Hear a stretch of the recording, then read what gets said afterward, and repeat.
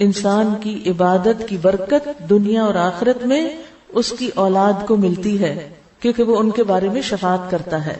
اس کی اولاد کے جنت میں بھی درجے بلند کیے جائیں گے تاکہ انسان اپنی اولاد سے آنکھوں کی ٹھنڈک پائے. قرآن مجید میں آتا ہے نا کہ ہم ان کی اولاد کو بھی ان سے ملا دیں گے، الحقنا بہم ذریتہم.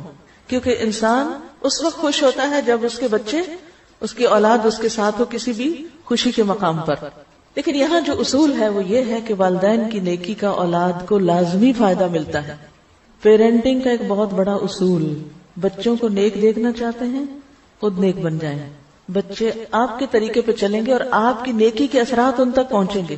تو جب بچے ستائیں، جب بچے پریشان کریں، نیک راستے پر نہ آئے تو دیکھیں ہم نے تو اس عمر میں کوئی غلط کام نہیں کیے، ان پہ توبہ کریں. یا پھر یہ کہ آج میری زندگی میں تو کوئی ایسی چیز نہیں کہ جو میں اللہ کی نافرمانی کی کر رہی ہوں. کیونکہ جب انسان اللہ کی نافرمانی کرتا ہے تو اللہ سبحانہ وتعالیٰ ان لوگوں کو جو اس کے ماتحت ہوتے ہیں اس کا نافرمان کر دیتا ہے. اور اگر انسان نیک ہوتا ہے تو صرف زندگی میں نہیں، مرنے کے بعد بھی اس کی اولاد کی حفاظت کی جاتی ہے. کسی کا کہنا ہے کہ جب بھی میں کسی سلجھے ہوئے نوجوان کو دیکھتا ہوں، خوشحال انسان کو، تو مجھے یقین ہو جاتا ہے کہ ضرور اس کا باپ صالح اور نیک ہوگا. کیونکہ قرآن مجید میں آتا ہے وَكَانَ أَبُوهُمَا صَالِحًا، کہ ان کا باپ نیک آدمی تھا. تو باپ جب نیک ہوتا ہے تو اولاد کو دنیا میں بھی اس کا فائدہ ہوتا ہے. ڈاکٹر نبیل عوضی کہتے ہیں کہ جب مجھے نوافل کی ادائیگی میں سستی اور کاہلی ہونے لگتی ہے، یعنی میں ذرا سست پڑ جاتا ہوں، نفل چھوڑ دیتا ہوں، تو مجھے میرے بیٹے اور دنیا کی پریشانیاں یاد آ جاتی ہیں کہ کہیں نوافل کی ادائیگی میں میری سستی اور کاہلی میری اولاد کی پریشانیوں کا سبب نہ بنے. یعنی اگر میں نے عبادت میں کوتاہی کی تو کہیں ایسا نہ ہو کہ اس کا وبال میرے بچوں پر بھی پڑے. ابن مسیب کہتے ہیں اے میرے بیٹے، بے شک میں تیرے فائدے کی خاطر اپنی نماز کی رکعتیں زیادہ کر دیتا ہوں، اس امید پر کہ تمہارے بارے میں میری حفاظت کی جائے گی، یعنی مجھے تمہاری طرف سے پریشانی نہیں آئے گی.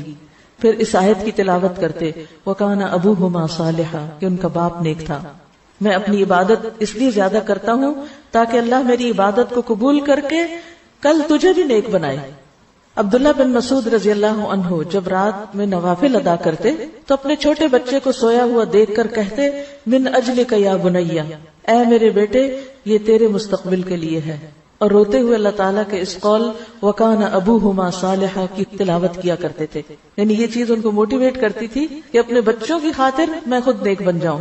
آج آپ دیکھیں بہت سی مائیں اپنے بچوں کی اخلاقی بگاڑ کی وجہ سے پریشان ہوتی ہیں، یا دین سے دوری کی وجہ سے.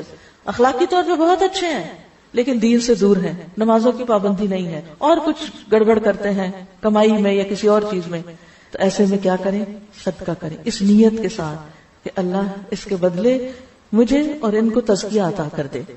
ایک اور شخص تھا جس کے پاس اتنا مال نہیں تھا کہ وہ کچھ صدقہ کر سکتا، یعنی ہاتھ تنگ تھا اس کا، بس بمشکل سے ہینڈ ٹو ماؤتھ جس کو کہتے ہیں وہ تھا. تو جب اس کا بیٹا اس پہ غالب آتا، بات نہ مانتا، تو وہ رات کو تہجد میں سورۃ البقرہ پڑھتا اور دعا کرتا اور کہتا اللہم ان ہذہ صدقتی فتقبل منی واصلح لی، اے اللہ بے شک یہ میرا صدقہ ہے، میرے پاس مال تو نہیں لیکن یہ جو نماز پڑھی ہے یہ میرا صدقہ ہے، تو اس کو میرے سے قبول کر لے اور میرے لیے اس بیٹے کی اصلاح کر دے. کتنا بہترین نسخہ ہے. عام طور پر بچوں کی تربیت کے بہت اصول بتائے جاتے ہیں، مگر یہ جو قرآن ہمیں اصول بتاتا ہے اور گہری حکمت کی باتیں یہ ہماری نگاہ سے پوشیدہ ہوتی ہیں.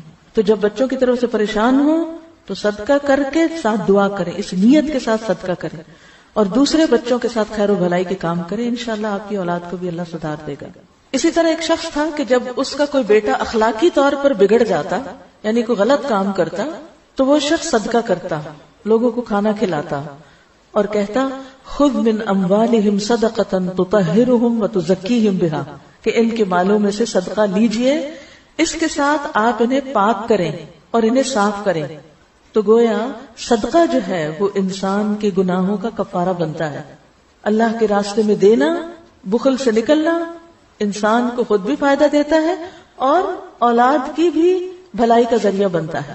اور اس میں شاید پہلے بھی کبھی ذکر کیا میں نے کہ میرے تفسیر کے استاد تھے، وہ کہا کرتے تھے کہ جب میرے پاس کوئی خاتون آ کے یہ کہتی ہے کہ مجھے کوئی دعا بتائیں، میرا بچہ کھانا نہیں کھاتا، چھوٹے بچے جیسے تنگ کرتے ہیں نا، تو میں ہمیشہ انہیں کہتا ہوں کسی غریب کے بچے کو کھلاؤ تمہارا بچہ خود ہی کھانے لگے گا.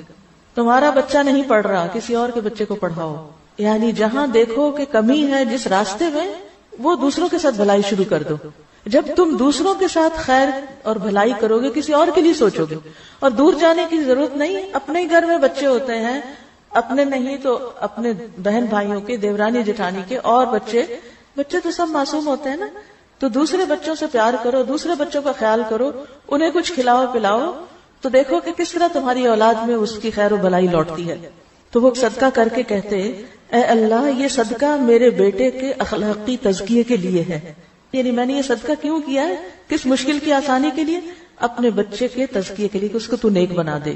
بے شک اس کی یہ اخلاقی بے راہ روی جو ہے، اس کا بگڑنا میرے لیے اس کی بیماری سے بھی زیادہ شدید ہے. وہ بیمار ہو جاتا تو مجھے اتنی تکلیف نہ ہوتی جتنا وہ بگڑ چکا ہے اور نہ نماز پڑھتا ہے، نہ روزہ رکھتا ہے، نہ صدقہ کرتا ہے، اور کئی خرابیوں میں مبتلا ہو گیا.